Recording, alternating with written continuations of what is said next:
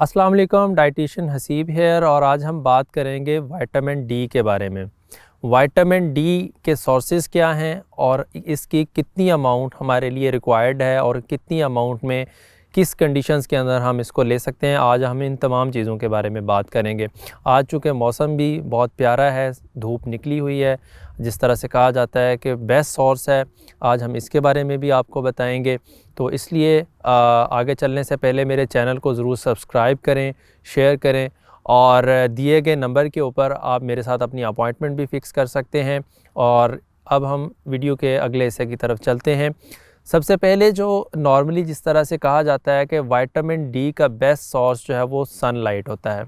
अब सनलाइट कैसे होता है कि सनलाइट ये तो नहीं है कि डायरेक्टली हमें विटामिन डी दे रहा है जी कि ये विटामिन डी लेते जाओ, ऐसा नहीं होता है। एक्चुअली क्या होता है कि इसकी जो रेज़ होती हैं या जो सनलाइट जो होती है ये हमारे जो स्किन के अंडर जो सेल्स होते हैं उसके ऊपर जब पड़ती हैं तो वो सेल्स जो हैं वो कन्वर्ट करते हैं इनको विटामिन डी की फॉर्म में, जिसको कोलिकैल्सिफेरॉल भी कहा जाता है या विटामिन D3 कहा जाता है। इस फॉर्म के अंदर ये हमारी बॉडी के अंदर ये हमें मिलता है किस तरह से, सनलाइट की फॉर्म के अंदर। तो ये हमारी बॉडी को क्या करता है, विटामिन डी फ्राहम करता है, जो कि हमारे बोन की हेल्थ के लिए बहुत ही अहम किरदार अदा करता है।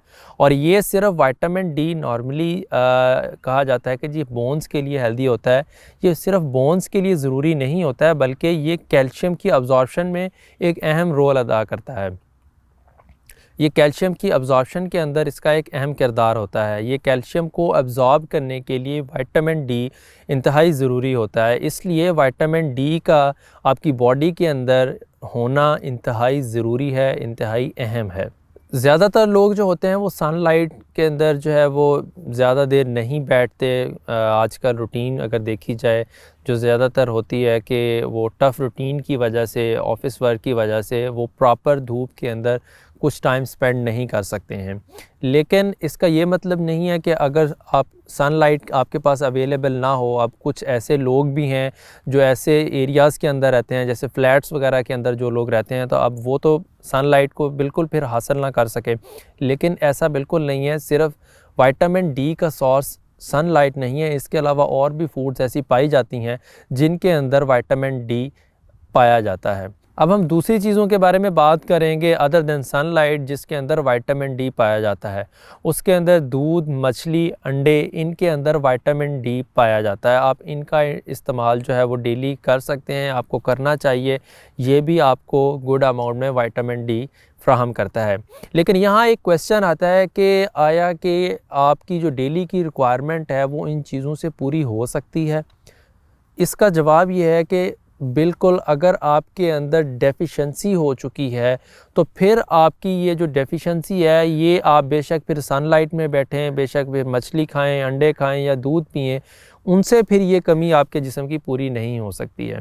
फिर आपको सप्लीमेंट्स की फॉर्म में अपनी बॉडी के अंदर जो है इनटेक करना पड़ेगा विटामिन डी को, इस कमी को पूरा करने के लिए। फिर चूँकि अगर हम विटामिन डी नेचुरल सोर्स कह लें या ये फूड्स कह लें, इनका इस्तेमाल करेंगे तो ये तो बहुत बल्क अमाउंट में बनती हैं, तो इतनी ज़्यादा तो डेली अमाउंट में कोई भी नहीं खा सकता है।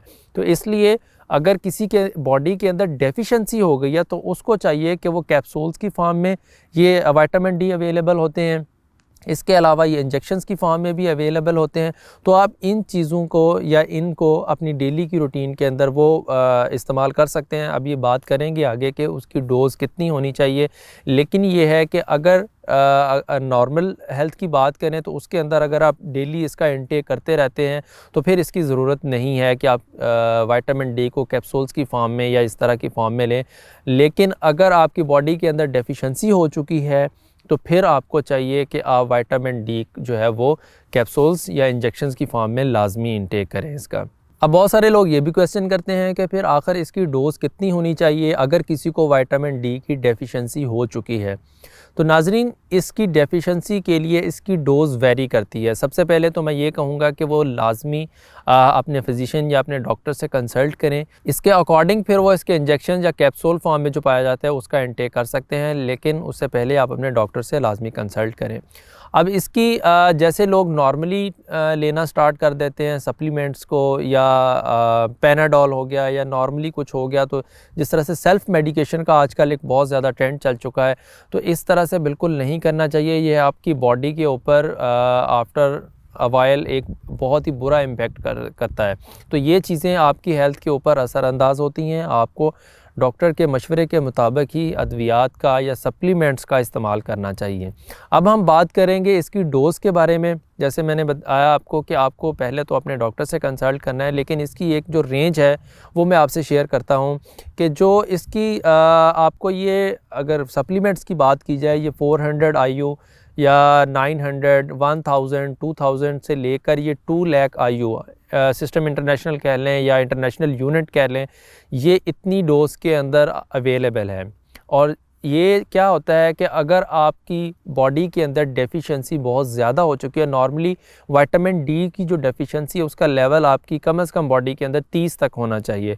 अगर ये लेवल बहुत ही ज़्यादा गिर चुका है, मेरे बहुत सारे पेशेंट्स ऐसे भी हैं जिनका मैंने जब ये टेस्ट करवाया तो उनका ये लेवल 10 से भी नीचे आ चुका था, तो मुझे उनको फिर डेफ़िनेटली उसकी सबसे हाई डोज़ रिकमेंड करना थी। अब इसकी जो हाई डोज़ है वो 2 लाख IU तक इसको सिस्टम इंटरनेशनल कह लें या इंटरनेशनल यूनिट कह लें, इसकी जो है वो कैप्सूल्स या इंजेक्शंस अवेलेबल होते हैं, तो ये आप इनटेक कर सकते हैं।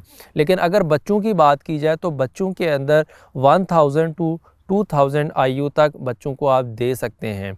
और अगर बड़ों की बात की जाए तो डिपेंड करता है कि उनकी बॉडी के अंदर कितनी डेफिशिएंसी है, उसके अकॉर्डिंग आप इस डोज़ को बढ़ा सकते हैं, जो कि आपकी 5000 IU, 10,000, 20,000 से लेकर 2 लाख तक इसकी डोज़ जो है वो पाई जाती है। और ये जो सबसे हाई डोज़ है इसको हफ्ते में या 10 दिन के बाद लेना चाहिए। और इसका बेस्ट टाइम जो है विटामिन डी इनटेक का, वो आपका ब्रेकफास्ट का टाइम है। आपको जो है ना तो खाली पेट इस चीज़ का इस्तेमाल करना है, इन कैप्सूल्स का या इंजेक्शंस का, ये भी आपकी हेल्थ के लिए एक अच्छी चीज़ नहीं है। तो इसलिए आपको या तो नाश्ते के दौरान इस्तेमाल करना है विटामिन डी के कैप्सूल्स या इंजेक्शंस का, या आप खाना खाने के बाद इसका इस्तेमाल कर सकते हैं। तो ये आपकी विटामिन डी की डेफिशिएंसी को डेफिनेटली पूरा करेगा। तो ये थी आज की वीडियो। आई होप कि आपको ज़रूर इससे फ़ायदा हासिल होगा। आप अपने विटामिन डी के लेवल ज़रूर चेक करवाएं और अपनी सेहत का ख्याल रखें। इंशाल्लाह जल्दी फिर नेक्स्ट वीडियो के साथ हाज़िर होंगे। तब तक अल्लाह हाफिज़।